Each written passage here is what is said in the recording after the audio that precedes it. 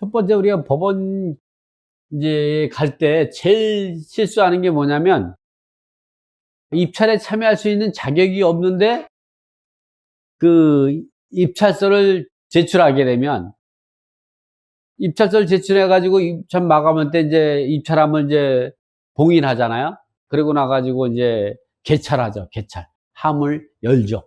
열 때 경매 사건을 불면서 이제 다루는데 그 서초동에 사는 박아문계 씨 잠깐 나오세요. 왜 이 물건을 입찰했는데 당신은 참여가 불가능한데 입찰서를 제출했네요. 이건 무효니까 도로 기일 입찰표하고 입찰 보증을 돌려주면서 돌아가시라고 하면은 거기 한 200명, 300명이 모인 사람이 얼마나 껄껄 웃겠어요. 기본도 모른다고 하죠. 여러분이 이제 경매장에 갔을 때는 제일 중요한 게 이거는 경매장에 가기 전에 뭘 하냐? 내가 입찰에 참여할 수 있는 자격이 있는지 없는지를 판단하는 거죠. 입찰에 참여할 수 있는 사람은 돈 받을 채권자 또는 담보권자 또는 아파트를 취득하고 나서 경매에 들어간 사람이죠. 채무자가 아닌 제3채무자 또는 채무자의 가족 또 물상보증인 담보 제공자죠. 그리고 일반 대한민국 국민으로서 행위 무능력자, 이때는 법정 대리인이 있어야죠. 이런 사람이 아니면 대한민국 국민이고 성년이라면 누구나 입찰에 참여할 수 있다. 입찰에 참여해서는 돈 받을 채권자, 담보권자, 제3취득자, 채무자의 가족, 그리고 물상 보증인, 담보 제공자죠. 채무자를 위해서 담보 제공자. 그러나 입찰에 참여할 수 없는 사람은 누구냐? 채무자. 경매에 들어갈 때에 자기의 빚에 의해서 경매에 들어간 사람을 우리가 채무자라고 하죠. 이 채무자는 입찰에 참여할 자격이 없습니다. 그리고 강제 경매가 들어갈 때에 소유자 겸 채무자죠. 요건 임의 경매에서의 채무자, 요거는 강제 경매에서 채무자 겸 소유자. 임의 경매에서는 채무자가 입찰에 참여할 수 없고 강제 경매에서는 소유자가 참여할 수 없어요. 왜냐하면 강제 경매에서는 채무자 겸 소유자이기 때문에 그렇죠. 또 행위 무능력자. 행위 무능력자는 법에서 행위를 할 수 없는 정신이나 이런 것들이 박약한 상태에 있을 때 우리가 행위 무능력자죠. 이럴 때에는 반드시 법정 대리인에 의해서만 가능하지 다 행위 무능력자 본인 직접 들어갈 수 없어요. 그러나 이 사람도 법정 대리인을 선정해서 행위 무능력자 또 입찰에 참여할 수 있다. 또 그 다음에는 재경매에서 전 낙찰자. 이 얘기는 뭐냐면 종전에 낙찰을 받았는데 잔금을 납부하지 않았어요. 그래서 재경매가 진행되면 종전에 잔금을 납부하지 않아서 입찰 보증 몰수당한 사람은 법원 경매에 입찰 참여할 수 없어요. 또 경매를 진행하는 경매법원의 법관, 경매법원의 직원, 경매법원의 집행관, 그리고 집행관의 가족, 그리고 입찰 부동산을 평가 분석한 감정평가사, 그리고 이 감정평가사의 친족이나 그리고 경매 관련 유죄 판결을 받아가지고 2년이 경과되지 않은 사람들, 이런 사람들은 입찰 참여가 불가능하다. 내가 이제 여기에 해당이 되는지를 봐서 여기에 해당되면 내가 하지 않고 내 배우자나 내 가족이 입찰에 들어가면 된다. 채무자만 입찰에 참여할 수 없는 거지 채무자의 배우자나 채무자의 부모님이나 채무자의 자녀분이나 이름으로 들어가는 건 전혀 문제가 없습니다. 자, 그러면 누가 입찰에 참여하는 거라고 이제 입찰에 참여가 불가능한 사람이 누구냐 이런 거 나오죠. 이번엔 입찰할 때는 뭘 들고 가야 되냐? 전쟁에 가는 사람이 총도 안 가지고 가요? 총은 가지고 가는데 실탄은 안 가지고 가. 참. 총을 가지고 갔는데 쏠라고 그러니까 저걸 쏠라고 했더니 이게 총알이 없는 거야. 그럼 얼마나 황당하겠어요. 내가 입찰에 참여하려 했더니 준비 서류를 안 가져갔어요. 그 준비 서류가 뭐냐? 자기 신분증. 신분증은 주민등록증 또는 주민등록증 또는 운전면허증 다 돼요. 도장은 막도장. 아무 도장이나 돼요. 인감도장이 필요 없어요. 막도장. 막도장. 그리고 입찰할 때의 보증금. 최저가의 10%죠? 입찰 보증금은 가져가야죠. 입찰 보증금. 근데 중요한 게 도장이 없으면 어떨까요? 이 도장이 없으면.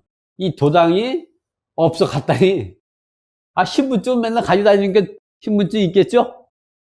그리고 이 경매장 갈 때 입찰 보증금은 대부분이 가져가죠. 아무리 정신이 없어도. 근데 도장을 안 가져가. 그럼 어떻게 하냐?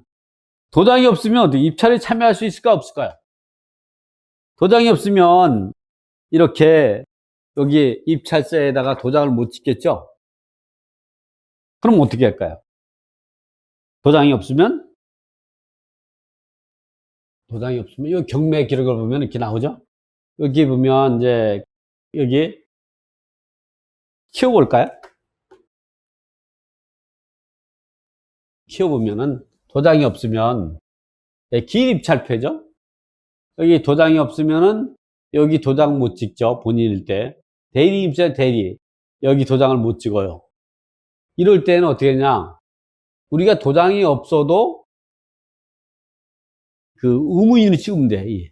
지장을 찍으면 돼요. 근데 지장을 찍은데 지장을 그냥 자기가 임의대로 도장을 찍으면 어떻게 되겠어요? 이것이 본인 도장인지 누가 확인할 수가 없잖아요. 이럴 때에는 우리가 경매 정중앙에 있는 사람이 집행관이고 옆에 좌측 우측에 있는 사람은 집행관 보조관이에요.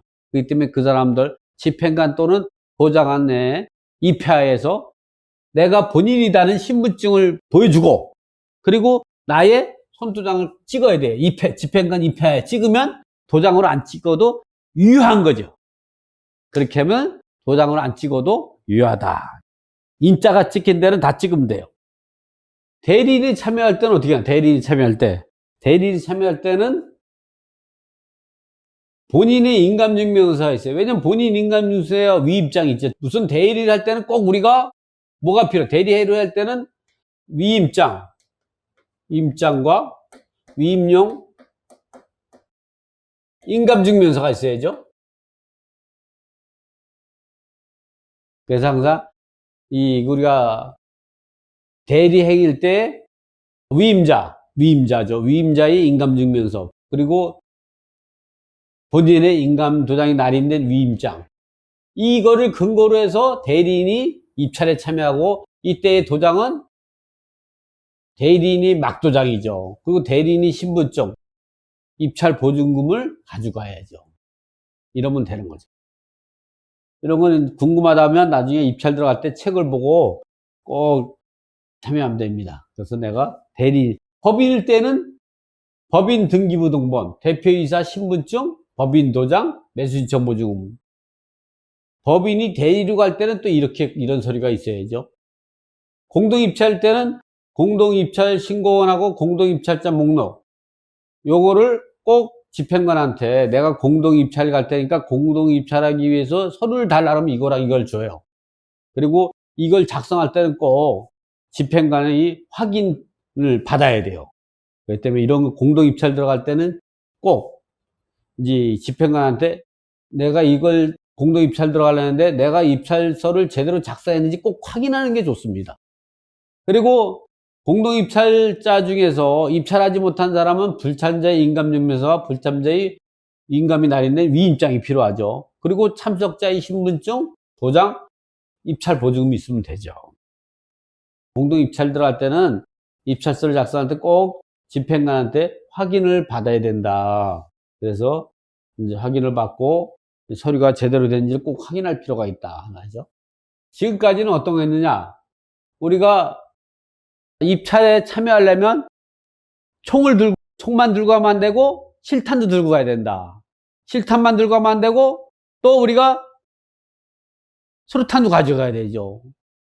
이런 준비를 가져가야 된다. 내가 입찰 참여할 수 있는 자격이 있는지 또는 내가 입찰할 때 어떤 서류를 가져가야 되는지 대리로 입찰할 때는 또 어떤 걸 가져가야 되는지 또 법인으로 할 때는 어떤 걸 가져가야 되는지 공동입찰 때는 어떻게 되는가를 좀 전까지 알아봤죠. 자, 이번에는 입찰 당일날 경매법정에 들어가기 전에 반드시 입찰 게시판을 꼭 확인해야 돼.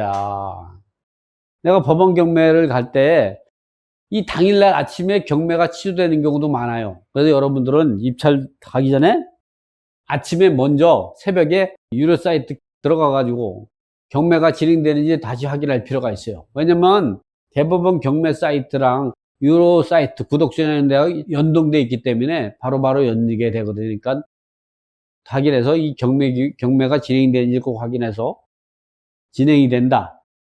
그러더라도 내가 아침에 법원으로 가는 그 사이에 취소될 수 있거든요.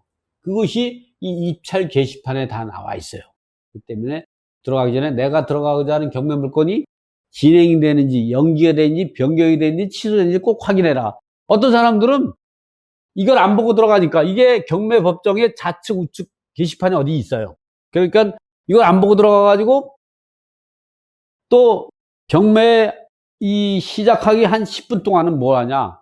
집행관이 고지 의무가 있어요. 민사집법에서 집행관이 고지 의무가 있는데 그게 뭐냐면 이 경매가 진행되는 물건에 대해서 꼭 알아야 될 내용을 입찰자에게 공개적으로 고지할 의무가 있어요. 이거 법에서 보장될 때 반드시 해야 되는 거예요.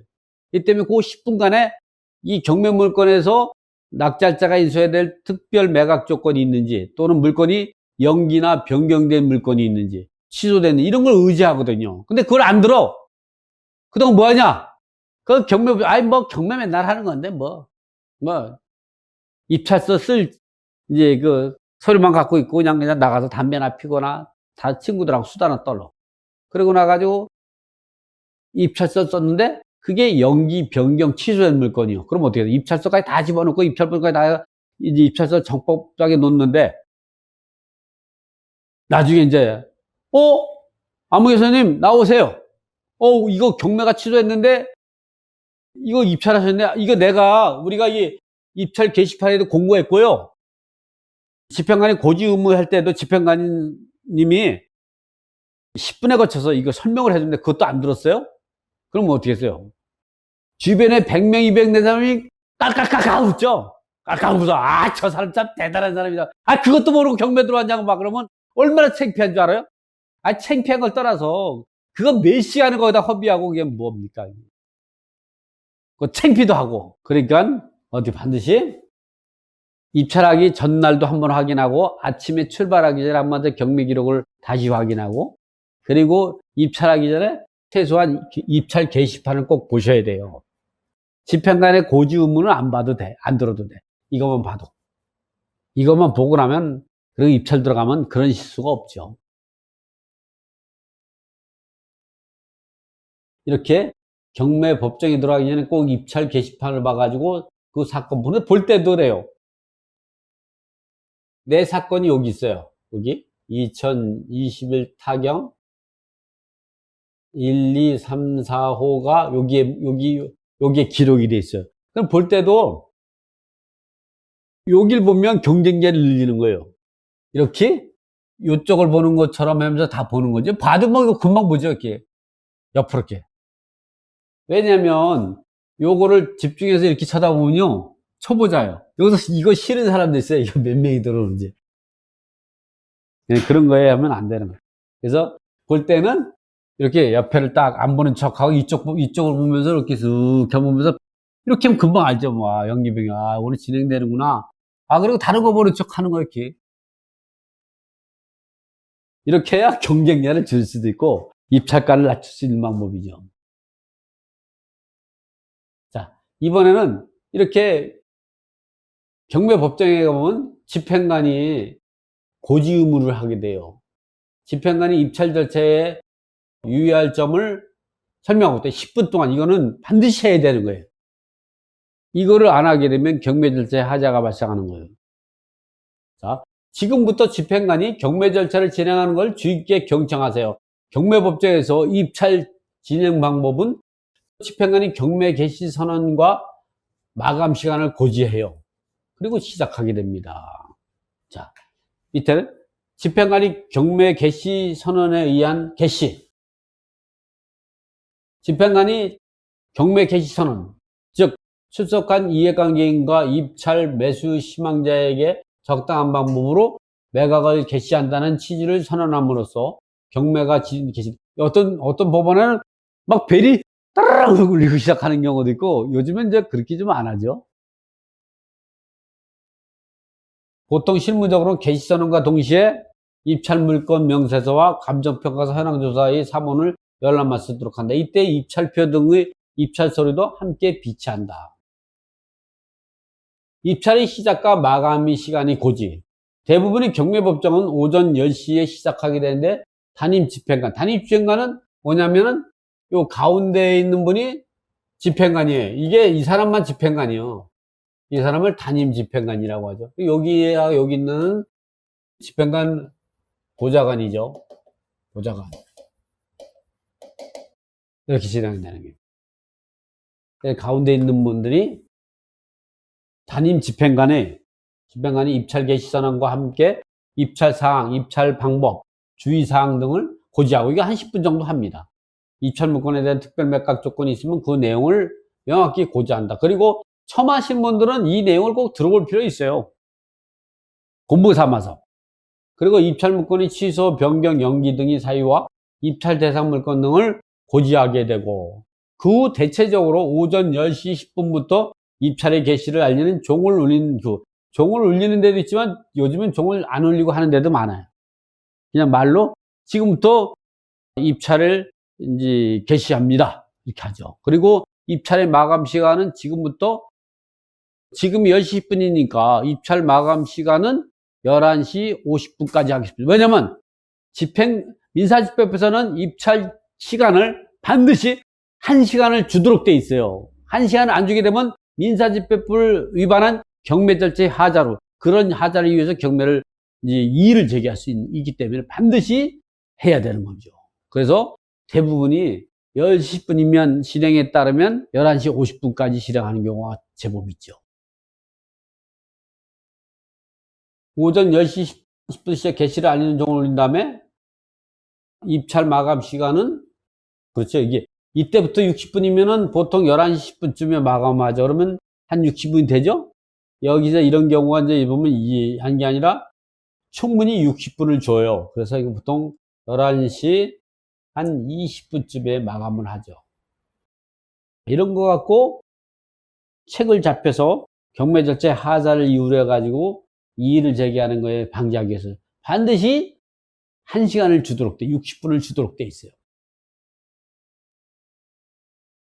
이 과정에서 이렇게 이제 경매를 개시한다는 선언을 하게 되면 입찰물건 현황조사 이 감정평가서를 이제 확인할 수 있는데, 이런 거는 의미가 없어요. 왜냐면 이런 거는 다 집에서 다 경매 기록을 다 인터넷으로 다 확인했죠.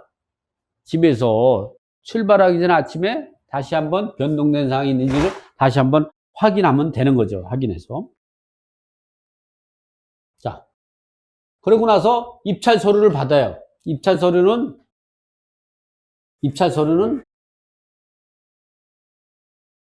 이제 입찰표를 작성해서 입찰에 참여하는 방법에 대해서 공부하도록 하겠습니다. 입찰에 참여하기 전에 경매법정에 비치되어 있는 입찰 서류를 열람하게 되는데, 우리는 이미 법원에서 오기 전에 입찰 서류가 바로 이거죠. 입찰 물건 현황조사 감정표 열람. 이게 우리는 이미 법원에 오기 전에 아침에 경매정보 사이트에서 이러한 서류를 확인했으니, 입찰에 참여하실 박 사장님과 정 사장님은, 또는 정 사장님이 대리인인 이정민 씨는 경매법정에 비치되어 있는 입찰표와 경매법정에 비치되어 있는 이거랑 이것까지는 확인할 필요가 없다는 얘기죠. 왜냐면 요거는 입찰하기 하루 전 또는 입찰 당일 오전에 출발하기 전에 아침 7시, 8시에 다시 한번 확인하는 거로 족하다는 거예요. 족하. 그렇게까지만 하시고, 요거 확인했으니까 지금은 그걸 확인할 필요가 없으니까, 지금은 입찰자 본인인 박 사장님과 정 사장님을 대리해서 입찰하고 있는 대리 입찰하는 이정민 씨는 경매법정에 비치되어 있는 입찰표, 길입찰표와 매수 보증 봉투와 입찰 봉투를 수령해 오세요. 이게 뭐냐면은 이거죠. 요게 길입찰표예요. 길입찰표. 그리고 우리가 입찰 보증물 넣는 봉투는 요거죠. 그리고 요 기입찰표와 입찰 보증 넣는 매수 신청 봉투를 어디다가 입찰 대봉투죠. 여기다 넣는 거죠.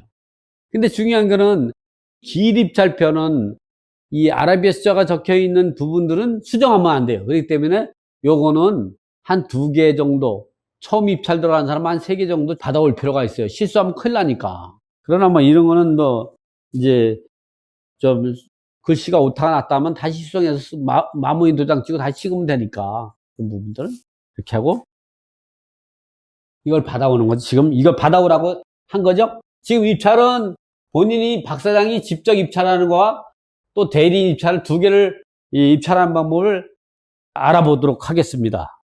자, 입찰표 작성은 다음과 같이 하면 됩니다. 자, 사건 번호와 부동산 표시, 본인이 입찰의 경우 본인이 성명, 주민번호, 주소, 전화번호를 기재하고 도장을 날인하면 됩니다. 입찰자가 입찰표 작성은 인감도장이 아닌 막도장으로 사용할 수 있으나 막도장이 없으면 입찰자는 손도장을 찍을 수 있어요. 그때는 바로 집행관이 확인해야 해야 된다는 거. 이 경우 집행관이 입회하에 무인을 해서, 무인을 이제 손도장 찍는 걸 우리가 무인이라고 하는 거예요. 무인을 해서 본인 이름을 확인하고 이를 증명하는 문구를 기재하고 기명날인데, 이거는 규정이 재판외기 제711호 재민 99-2에 이렇게 하라는 규정이 있는 거예요. 규정이.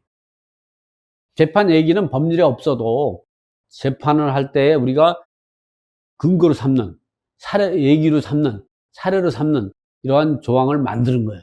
오늘 모든 걸 다 법이나 이런 거 갖고 다 할 수가 없으니까 대통령령이 시행령 또는 시행규칙, 예규 이런 걸 만들어 놓는 거죠. 그게 바로 이런 것들을 할 수 있도록 법에 명시되어 있기 때문에 할 수 있는.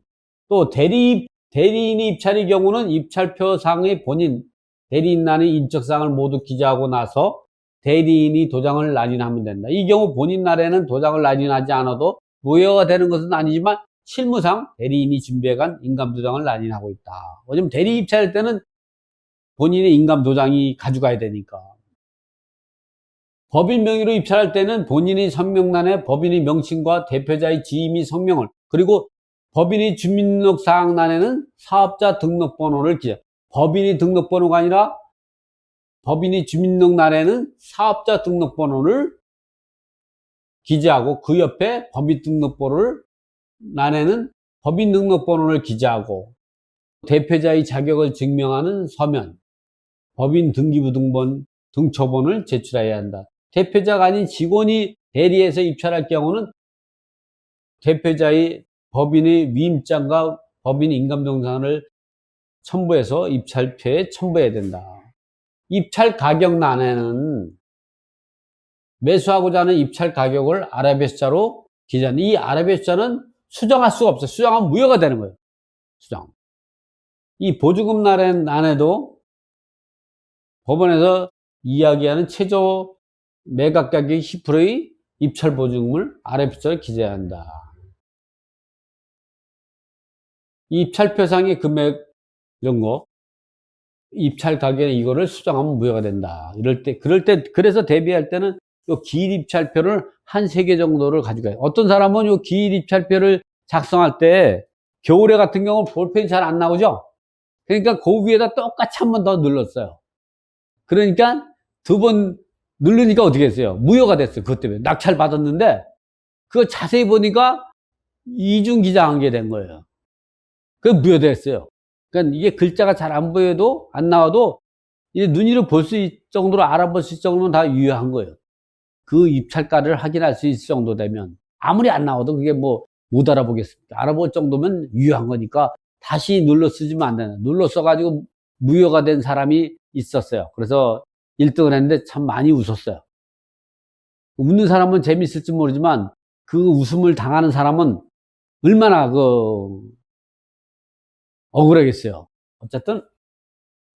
그리고 보증을 반환받았습니다라는 입찰자 이름과 도장을 날인한다. 이걸 뭐 어려우니까 이런 내용들은 사실은 이걸 보고 설명하면 간단해요. 근데 이런 내용을 그래도 한번 읽어보고 이 내용을 생각하면 좀 낫죠. 이건 본인 입찰입니다.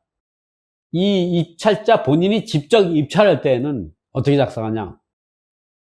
기일입찰패, 서울, 법원에 같은 경우는 이제 서울중앙법원이 인쇄가 되죠. 근데 이거를 입찰표를 직접 경매 법원에서 받아가지고 하는 게 아니라 대법원 경매 사이트에서 직접 요거를 프린트해 가지고 할 때는 이게 공란으로 돼 있어요. 그럴 때는 서울중앙법원 수기로 써야 돼요. 그러나 이게 서울중앙법원에서 직접 경매장에서 받을 때는 이게 인쇄되어 있죠.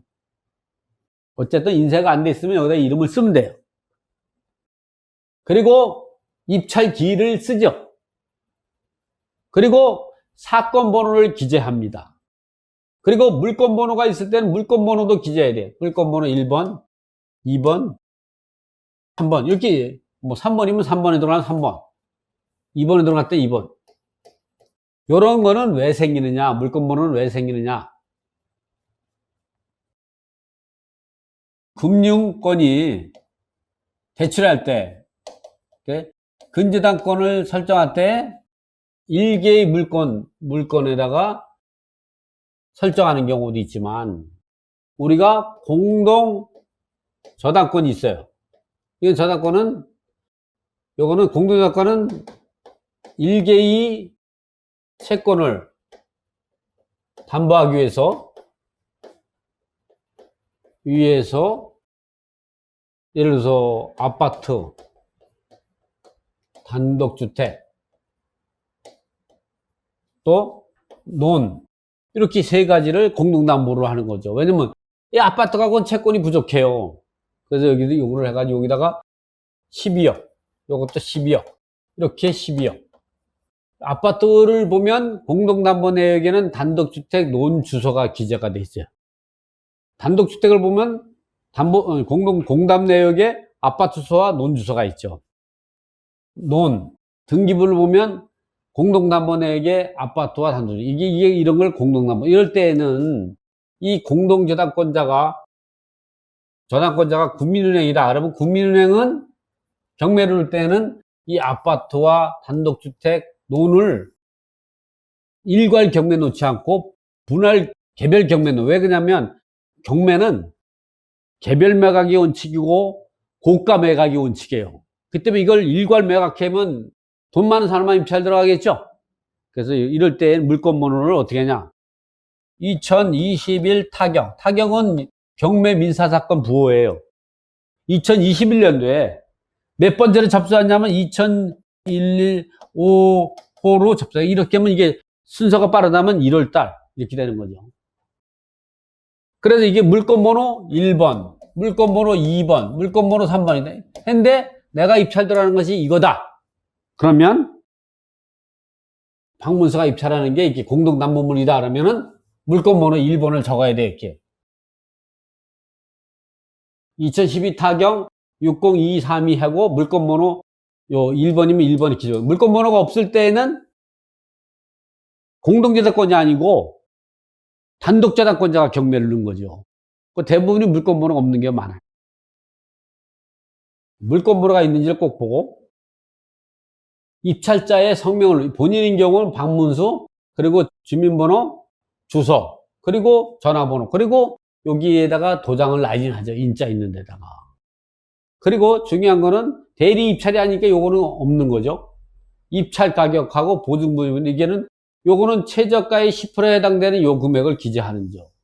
요거는 출정하면 안 돼요. 금액을 잘 적어야 돼요. 그리고 요거는 내가 사고자 하는 금액을 사는 거죠. 우리가 최저가의 10%고 입찰 보증, 매수 신청 보증, 이걸 매수 신청 보증금이라고 하죠. 또는 입찰 보증금이라고 하죠. 요거는 최저 매각 예정 금액이 10%가 되는 거죠. 요거는 내가 사고자 하는 금액을 기재하는 거죠. 근데 가끔 보면은 여기다가 영자를 하나 꼭 더 붙여요. 이 난을 잘못 봐가지고 3억 1천, 요 금액에 입찰에 들어가야 되는데 어떻게 하냐면 난을 여기 들어가냐. 3억 1,720만 9천, 이렇게 공이 이렇게 돼버려요. 그러면 어떻게 했어요? 요거는 보조금이 10%인데 이 금액에 사면은 3억 천에 사야 되는데 31억에 사게 되는 거죠. 그러니까 어떻게 내가 상탁할 수 있는 거는 잔금을 납부할 수가 없어요. 31억 어떻게 납부하겠어요? 이런 사람들이 아주 많아요. 근데 이게 중요한 게 여러분이 이런 사람들이 어떻게 하냐? 처음에 입찰한 사람들은 이런 일이 생기지 않아요. 이걸 10번 순문을 봐, 이 금액을. 그래서 이거를 그냥 손을 떨면서 기재를 하니까 실수를 안 하는데, 누가 실수하냐? 경매 한 2년차, 3년차 된 사람이 실수를 해. 왜냐면 이걸 쓰면서 딴 생각을 해. 집에 두고 온 꿀단지 생각을 해. 영자 하나 더 쓰는 순간, 나 입찰 보증은 날라간 거야. 이건 돌려받을 수 없어요. 입찰 보증 영자를 하나 더 써가지고 매각 불허가 신청을 해서 받아준 적이 없어요. 이건 법원의 판결도 다 몰수된다는 판결이다. 또 하나 중요한 게는 다른 거는 기재할 때 이런 내용들은 뭐 기재할 때 잘못했다. 찍찍 긋고 602 2 3 이렇게 고치면 돼. 그리고 여기다가 마모인 도장 날인하면 돼. 도장 날인하면 돼. 또 이 주소가 잘못됐다. 이것도 수정하고 날인하면 돼, 이게. 전화번호도 마찬가지고. 그러나 이거는 썼는데 잘 안 보여. 겨울이니까 볼펜이 얼어가지 안 나와. 위에 똑같이 눌렀어도 다 무효가 돼요. 절대 이거 수정하면 안 돼요. 이거를 잘못 썼다. 그러면 어떻게 돼요? 이게 제가 2개, 3개 가져가라 했죠? 찢어버리고 다시 쓰면 돼, 이렇게. 절대. 그러니까 어떻게 하냐면, 제일 먼저, 이거 먼저 기재해 놓는 것도 괜찮죠. 이걸 다 기재했는데 여기서 틀리면 또 써야 되잖아. 이걸 먼저 기재하고 해도 되죠. 어쨌든, 조심해라. 그리고, 보증금 제고 방법은 이게 현금이다. 그리고, 보증금을 반환받았으면 입찰자, 그리고 입찰자 도장을 날이랍니다. 이거는 인감도장 필요 없어요. 막도장 찍어도 돼. 도장 가졌을 때 우민 찍을 때는 반드시 집행관이 확인하고 본인임을 확인했다는 집행관이 서명이 있어야 돼요. 그래야 유효하다. 선생님, 제가 작성한 입찰표가 틀린 부분이 있는지 봐주세요. 박 사장님이 입찰표 작성한 게 옳은 부분이 없네. 잘하셨어요. 이렇게 보죠? 잘 작성했다고 칭찬해 주는 거예요. 제가 같이 법원에 갔다가 입찰서를 작성한 걸 보고 아 잘했다 한번 작성해라 그랬더니 아 잘 작성했네 이게 확인해 주는 거예요. 자 이번에는 뭐냐면 대리 이제 이정민이가 정수철 씨를 대신해서 대리 입장 정수철 씨를 위임장과 위임료 인가주의비를 첨부해 가지고 작성한 거죠. 그래서 이 위임장은 기입찰표 뒤에 보면 이렇게 요 기입찰표가 있죠? 요거 이렇게 뒤집으면 위임장이 나옵니다. 이 위임장을 반드시 여기다 기재할 게 아니라 위임장을 별도로 수기로 써가도 상관없어요. 꼭 이거를 쓸 필요는 없어요. 근데 여기 있으니까 편하게 기입찰표 뒤로 위임장에다 기재하면 되죠.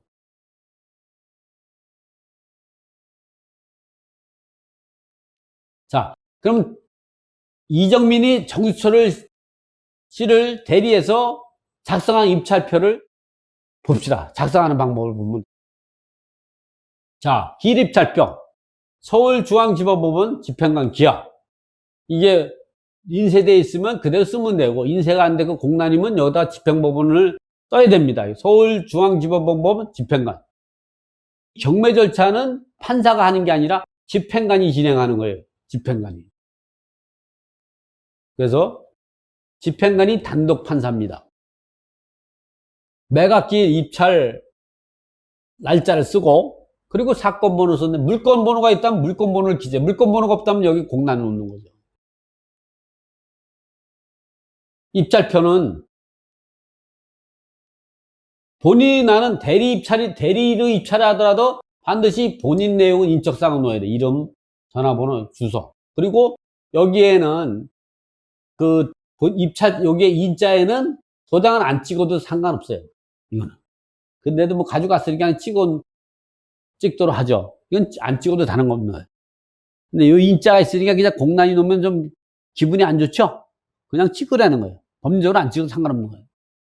찍고, 그리고 대리인에 대해 인적사항을 넣고, 이건 입찰자가 본인 대신에 입찰에 참여한 법원에 온 사람이 자기 이름, 주민번호 하고, 그리고 본인과의 관계가 동료다. 그 전화번호 넣고, 그리고 여기 본인 도장을 찍고, 그리고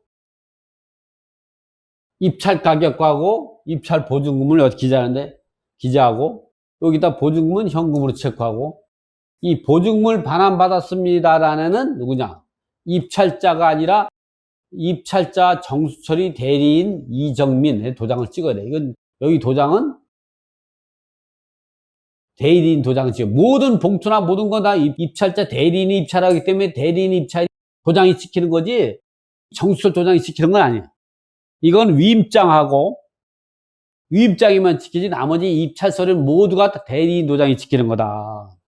근데 여기서 또 우리가 알아야 될 게, 여기 보면은 기입찰표 보면은 보증금을 반환받았습니다 하고 입찰자 박문수 박아무개 나오고, 여기도 보면 입찰 보증금을 반환받았습니다 하고 입찰자 정수철 대리인 이정민 이렇게 나오잖아. 근데 이게 사실은 입찰 때 보증금을 제출한 거지 돌려받은 건 아니잖아요. 이걸 왜 그러냐? 나중에 낙찰자를 발표할 때 사람이 많다 보면 그거 일일이 도장을 받을 수가 없으니까 어떻게 해? 미리 도장을 받는 거예요. 그래서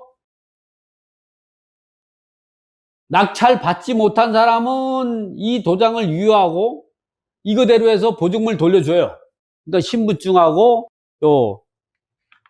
여기에 요 부분을 잘라서 한 요 표를 하고 신분증하고 이렇게 해가지고 확인해서 돌려주자. 이거를 돌려줘. 그러나 내가 낙찰 받았다 그러면 어떻게 하냐? 보증금을 돌려받은 게 아니죠. 그럴 때는 이렇게 X치고 여기다가 도장을 날인하죠. 대리니까 이정민이가 되겠죠. 그리고 입찰 보증금 영수증을 받게 되는 거죠. 여기도 X치고 박문수 도장을 날리네 여기다가. 그리고 입찰 보증금 영수증을 주게 되죠. 그러나 낙찰받지 못한 사람들은 이게 유효한 거예요. 이대로 하고, 여기다 더 집행관이 더 확실한 사람은 도장을 또 한번 찍어. 여기다 찍는 사람도 있고, 그냥 대충 이걸 유효하다. 이거는 보증금 반환서는 나중에 그 낙찰자를 결정할 때 돈을 돌려주는 과정에서 편리하기 위해서 미리 도장을 받는 거에 불과해. 이거는 그때 효력이 발생하는 거라, 지금 당장 보증금은 납부하고 반환받았으면 도장을 찍는 건 말이 안 되는 거잖아요. 근데 나중에 돈을 돌려줄 때 도장을 또 받기 어려우니까 미리 받아놓은 거라. 그래서 낙찰자가 되면 여기 X치고 요 박문수 수도장을 이렇게 날인하죠. 그래서 이거 무효 처리하고 대신에 낙찰자를 증명하는 입찰 보증금 영수증을 주는 거로 된다. 자, 대리 입찰할 때는 대리 이정민이가 대리 입찰하는 거죠. 대리 입찰할 때는 이 뒷면에 위임장이 나와요. 이렇게. 위임장에 대리인에 대한 인적사항하고 도장을 찍고, 그리고 여기는 입찰자 본인에 대한 인적사항을 넣게 되는 거예요. 여기에는 반드시 인감도장이 날인돼야 돼요. 도장과 위임용 인감 증명서가 첨부돼야 돼요. 또 일부가 첨부돼야 된다. 이거와 이 위임장이 있어야만이 그 대리 행위가 적법하게 되는 거. 이거 없으면 무효가 된다 이 말이죠. 선생님, 제가 작성한 입찰표와 위임장을 봐주세요. 이렇게 작성하면 되는지 보니까 기입찰 보니까 서울중앙법원, 또 입찰 날짜, 그 다음에 사건 번호, 그리고 물건 번호가 없으니까 사건 번호지하고 본인 인적사항, 대리인 인적사항, 도장도 날인했고, 그리고 보증금 입찰부 매수 인천 보증금하고 매수 심한 가격, 그리고 이 내용도 적고, 그리고 위임장도 보니까 대리인을 하는 이정민이가 대리이고, 그리고 수임인인 정수철 입찰자 본인 인적사항도 맞고, 그리고 위임용 인감증명서 첨부됐고, 제대로 했습니다. 제대로 했어요.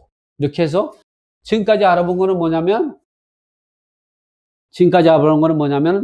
우리가 본인이 직접 입찰하는 방법하고 대리 입찰하는 방법에서 입찰서를 작성하는 방법에 대해서 알아봤죠. 자, 이번엔 입찰 보증금을 제공하는 방법은 여기 최저가의 10%를 여기 흰색 매수 신청 봉투에다 집어넣는 거죠. 넣고 여기 앞에 보면 매수 신청 앞에 보면 이렇게 하시고 여기 사건 번호하고 제출자가 나오죠. 대리일 땐 대리인이 제출자를 넣고 도장을 찍으면 됩니다. 매수 신청 봉투 뒤에는 이렇게 인자가 있어요. 인자 있을 때 도장을 다 찍어야 돼요. 그리고 돈을 집어넣고 접어가지고 콘치기에 찍으면 되죠. 아니면 풀로 붙이든가. 그리고 중요한 게 수표를 집어넣을 때는 반드시 입찰 보증금은 여기다 집어넣을 때 입찰 보증금은 수표로 이게 한 장으로 끌어오게 되는데 이 수표는 반드시 경매 사건 번호화 그리고 입찰자 이름 그리고 전화번호 또 주민번호까지 적으면 더 좋죠. 이거를 반드시 기재해놔야 돼. 왜냐면 이게 가다 보면 풀이 없다 보니까 콘치기를 찍거나 콘치기할 수 없으면 그냥 집어넣는 경우가 있다 보면 수표가 빠져나가요. 그러면 어떻게 해요? 내가 입찰에 참여했는데 내 돈이 어디 갔는지 몰라. 또는 수표가 하나 딱 달락 떨어져 바닥에 떨어져 있는데 내 거라고 내가 주장하는 건데 그거 어떻게 주냐 이게야. 은행에 확인해야죠. 그럼 어떻게 했어요? 거기서 경매 절차가 다 끝날 때까지 못 가져가고 그 은행이 확인해서 내가 은행에 가가지고 이게 본인인지 확인을 다 하고 이거 집행관하고 같이 가가지고 확인하고 그래서 확인되면 돈을 주니까 아마 몇 시간을 거기서 표배해야 돼. 그러나 이렇게 자필 서명을 해놓으면은 떨어져도 아 이거 내 겁니다 할 수가 있죠. 이렇게 해야죠. 반드시 수표를 가져갈 때는 이렇게 경매 사건 번호, 이름, 전화번호, 주민번호가 기재되도록 꼭 서명을 해서 흰색 본투에 놓으라. 왜냐면 자꾸 빠질 수가 있다. 이 콘치기에서 찍으면 콘치기에서 떨어질 수도 있고. 왜냐면 풀이 없어서 풀을 붙였다고 해도 이게 그 돈을 확인하는 과정에서 봉투를 열거든요. 돈이 제대로 들어갔지 않으면 돈이 안 들어가 무효인데 다 확인하잖아요. 개봉을 하잖아. 돈이 들어갔는지. 그걸 확인하는 과정에서 빠질 수도 있다. 그러면 낭패를 볼 수 있고 꼭 인처상을 놓으라고. 이번은 여기 기입찰표와 입찰 보증금 봉투를 넣어가지고 이 대한 봉투, 이 대봉투는 여기다 넣는 거죠. 이 봉투를 말하는 거죠. 지금부터는 이거에 작성하는 방법에 대해서 알려드리겠습니다. 자, 여기다가 연결번호를 이건 집행관이 찍는 거예요. 요거를 절사한 거를 이제 입찰자에게 주는 거예요. 요걸 받을 때는 입찰자의 신분증하고 도장을 가져가게 되면 신분증하고 이걸 가져가게 되면요. 여기 집행관이 도장을 찍고 연결번호를 넣어가지고 요거를 입찰자에게 주는 거죠. 그리고 절취선에서 접어가지고 콘치게 찍어가지고 여기다 기입찰표와 매수신청 보증금이 여기에 집어넣고 그 제출자 이름 도장 그리고 뒷면에 인자 있는데 도장을 찍어가지고 제출하면 되죠. 그러면 법원에서는 집행관이 도장을 날인해서 연결번호 넣어서 요거를 입찰자가 주고 요거 나머지 이렇게 접어가지고 콘치게 찍어가지고 입찰함에 경매 입찰항에 집어넣으면 되죠. 그럼 입찰 절차 끝나는 겁니다. 그리고 요거는 요거랑 신분증을 가지고 있어서 내가 낙찰 자이면 이거와 신분증을 가지고 해서 아까 입찰보증 반환받았습니다. 도장 거기다 X 치고 도장을 날인한 다음에 내가 낙찰자임을 증명하는 서류에다 도장을 찍어주고 입찰보증 영수를 받으면서 모든 경매 절차는 끝이 난. 그러나 내가 낙찰을 받지 못한 유찰자다. 그럴 때는 어떻게 했어요? 입찰자용 수취증, 즉 연결번호든 이 입찰자, 집행관이 도장이 찍히는 입찰자 수취증하고 신분증하고 도장을 가지고 내가 입찰보증금을 반환받았습니다. 난에 좀 전에 도장을 찍었지만 한 번 더 찍는 사람도 있어요. 집행관에 따라서. 결백증이 있는 거죠. 그리고 나서 신분증하 요거 받고 여기에 돈 들어있는 거를 요거만 돌려줘요. 기입찰표하고 대봉투는 반환하는 게 아니에요. 자, 어쨌든 이렇게 해서 제출하게 되면 요거 띄워가지고 집행관이 여기 도장을 찍고 연결번호를 적어서 요거를 입찰자에게 주게 되는 거죠. 그러면 우리는 요거만 입찰을 함에다가 집어넣으면 되는 거죠. 그럼 나는 요걸 가지고 있다가 낙찰자이면 신분증과 요걸 가지고 해가지고 그 집행관에 갖다 주면 본인이 확인하고 입찰보증 영수증하고 거기 입찰 기록에 도장을 또 찍어요. 그리고 내가 낙찰받지 못하다면 이거랑 그리고 도장이랑 신분증을 가져가게 되면 이제 입찰보증 반환받았습니다를 좀 전에 찍었지만 다시 한번 도장 찍는 사람도 있고 도장 안 찍고 하는 사람도 많아요. 요거랑 신분증 확인하고 다른 건 안 돌려받고 이 돈 들어있는 매수신청 보증만 발려받죠. 근데 이게 돌려받았는데 돈이 안 들어있어. 돈이 떨어졌어, 바닥에.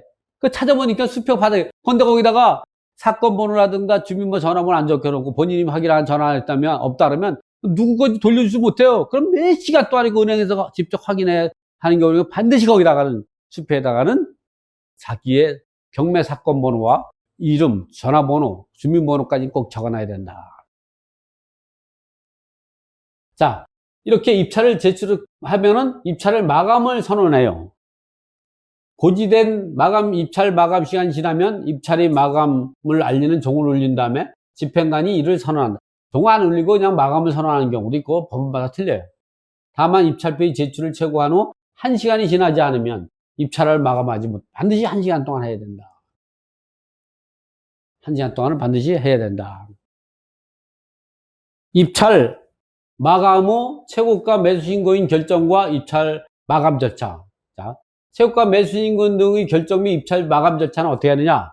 입찰자 중에서 최고가격으로 입찰한 사람을 최고가 매수신고인으로 하는데 최고가 매수신고인을 결정하고 입찰을 종결할 때는 집행관은 2021 타경 1, 2, 3, 4호 경매 사건에 관한 최고가 매수신고인은 금 몇 원에 몇만 원에 입찰한 서초동에 사는 김동희입니다. 사순위 매수신고인을 할 사람은 신고하세요. 또는 고의자 우선 매수할 사람은 고의자 우선 하세요. 고의 물건일 때는. 차순위 매수인권이 있으면 차순위 매수인권은 입찰 가격으로 입찰한 어디에 사는 누구입니다. 차순위 매수인권 사람은 어느 동에 사는 누구입니다. 이렇게 소개를 하는 거죠. 라고 한 다음에 이로써 2021 타경 1, 2, 3, 4, 5 경매 사건에 관한 입찰 절차를 종결되었습니다. 라고 하면 끝나는 거예요. 이때까지 차순위 매수신고를 안 한다든가 고의자 우선 매수 안 하면 끝난 거예요. 이 물건에서 모든 입찰 절차를 종결하겠습니? 잠깐만요. 나 고의자 우선 매수 하겠어요. 나 차순위 매수신고 이렇게 할 수 있는 거예요. 근데 하겠습니다 할 때 다 끝났는데 잠깐만요. 하겠습니다. 이건 안 되는 거예요. 이미 끝난 거예요. 니 다 하기 전까지만 니 짝까지는 해도 돼. 근데 다 하면 못 하는 거예요. 최고가 매수신청인이 매수신청 보증금과 영수증과 농지매각. 농지일 때는 매수신청 보증금 영수증만 받으면 안 되고 농지매각을 위해서 제출할 수 있는 증명서를 받아야 돼요. 왜냐면 농지 취득 자격 증명은 농지 같은 경우는 매각 허가 전 낙찰받고 나가지고 7일 내에 매각 허가를 하게 되는데 그 매각 허가 전까지 제출하지 않으면 매각 불허가 되고 입찰 보증 몰수되는 거죠. 그래서 반드시 농지 같은 경우는 매수신청 보증 영수증만 받는 게 아니라 농지 매각에서 농지 취득 자격 증명 신청하기 위해서 증명서를 받아서 해야 된다. 이 낙찰자가 되어 최고가 매수신권이 되었다면 최고가 매수신청인은 신분증과 도장, 입찰 시 집행관에게 받은 수취증이죠. 증을 집행관에 제시하면 집행관은 본인임을 확인하면서 수취증을 회수하고 입찰표 작성 시 미리 보증금을 반환받았습니다라는 도장을 날인한 것을 가입표를 무효화시켜줘. 낙찰자니까. 하고 낙찰자의 도장 날인하여 무효화시키고 매수신청 보증 영수증을 작성하여 낙찰자에게 주게 되니 신분증 도장 그리고 수취증을 가지고 집행관에 가면 됩니다. 그래서 매수신청 보증 영수증과 농지일 때 농지 취득 자격증명을 신청할 수 있는 서류를 받게 되는 거죠. 낙찰받지 못한 사람은 들러리 쓴 거죠. 2등 이후의 사람들은 최고가 매수신고인과 차순위 매수신고를 제한 다른 매수신고인들은 매각기일 종결이 고지에 따라서 매수인이 책임을 벗게 되고 즉시 매수신청을 돌려받음으로써 입찰 절차가 종결된다. 낙찰받지 못한 사람, 즉 입찰자 등은 신분증 도장 그리고 입찰 시 집행관에게서 받은 수취증을 집행관에게 제시하면 수치증이 뭐냐면 여러분이 잘 모르실 것 같으니까 수치 이건 말하는 거예요. 요거.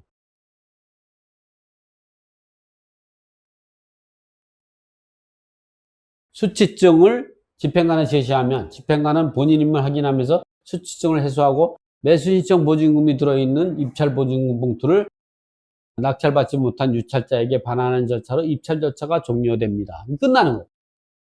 박 사장님 입찰 결과를 발표하네요. 박 사장은 했는데 낙찰받지 못했어요. 그러나 대리 입찰한 정 사장은 낙찰받았죠. 그래서 이 대리 입찰한 정 사장이 한턱 쏜다고 해서 하는 거죠. 정 사장이 경매로 다세주택을 낙찰받아 이 대리 입찰 들어간 이정민의 대리 입찰 정 사장만 낙찰받았어요. 조용히 하세요. 정 사장이 입찰한 물건을 발표하고 있어요. 아까 이 사람이 입찰한 거는 박 사장은 떨어졌죠. 그러나 정 사장은 들어갔더니 낙찰받았어. 그래가지고 어떻게 하냐. 집행관에서 받은 수치증하고 매수신청 보증금하고 그 다음에 신분증 도장을 주고 이 매수신청 보증금을 받게 되는 거예요. 이 매수신청 보증금은 이렇게 된 거예요. 이래서 낙찰받게 돼서 모든 경매 절차가 끝이 났고 이로해서 정 사장이 한턱 쏜다고 그래가지고 이제 저녁을 근하게 사는 거죠. 이렇게 해서 경매의 첫걸음을 향한 아파트와 다세주택을 법원 입찰 현장 학습을 공부해 보는데 마지막으로 여러분이 이렇게 기일 입찰표하고 그리고 매수신청 보증금 봉투랑 또 이렇게 입찰 보증금 봉투 같은 경우는 잘 안 보일 것 같으니까 제가 이걸 PDF로 만들었습니다. 그걸 한번 보여드리면서 이번 강의는 마치도록 하죠. 이렇게 이제 보면 요게 기일 입찰표입니다. 이게 여기 법원 이름을 쓰고 그 다음에 문자 쓰고 그 다음에 사건 번호 물건 번호가 있을 때는 물건 번호를 기재하면 되고 없을 때는 기재 안 하면 되고 그리고 입찰자 본인 대리인 그리고 요 입찰 보증하고 내가 매수심한 가격 요거는 아래배서는 실수하면 안 되고 그 다음에 여기다 체크를 한 다음에 여기다가 대리인일 때는 대리인 본인일 때는 본인하고 이름 쓰면 되고 대리인일 때는 대리인 치고 이름을 쓰면 돼요. 여기다가 이름을 쓰고 도장을 날인하면 되죠. 도장은 여기도 날인하고 여기도 날인하고 이렇게 하면 되죠. 위임장일 때는 뒤에 위임장이 있고 매수신청 문구 같은 경우는 여기에 사건 번호를 넣고 본인 입찰자 이름을 집어넣고 도장을 날인하고 뒤에 인자가 있는데 도장을 찍으면 되고 이건 대봉투죠. 이 대봉투에는 이제 이거와 이거를 여기 안에다 넣는 거죠. 그렇죠. 그리고 여기다가 본인 입찰자 대고 여기다 놓고 뒤에 인자 찍고 그 다음에 이 집행관이 여기다 날인하고 여기다가 인견번호 110이면 110 이렇게 넣어줘요.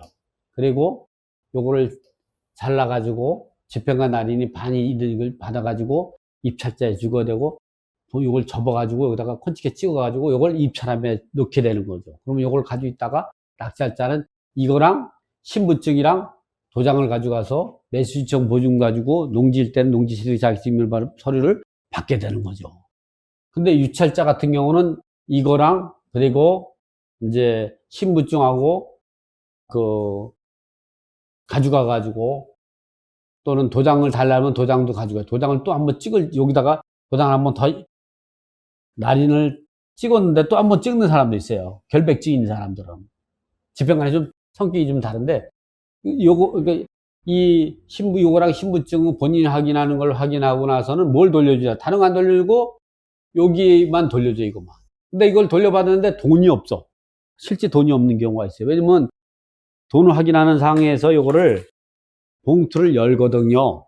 여는 사이에서 많다 보면 이렇게 돈이 빠지잖아요. 그래서 수표가 있을 때는 반드시 그 뒤에다가 본인을 증명하는 경매 사건 번호 그리고 본인 이름 그리고 전화번호 주민번호를 꼭 기재해야 된다. 그래야만이 나중에 이렇게 돈이 떨어져도 이 문제가 생기지 않고 할 수 있다. 자, 이렇게 경매 첫걸음을 향한 아파트와 다세주택을 법원에서 입찰하는 현장 학습을 해보도록 했습니다. 자, 이거로 오늘 강의는 마치도록 하겠습니다.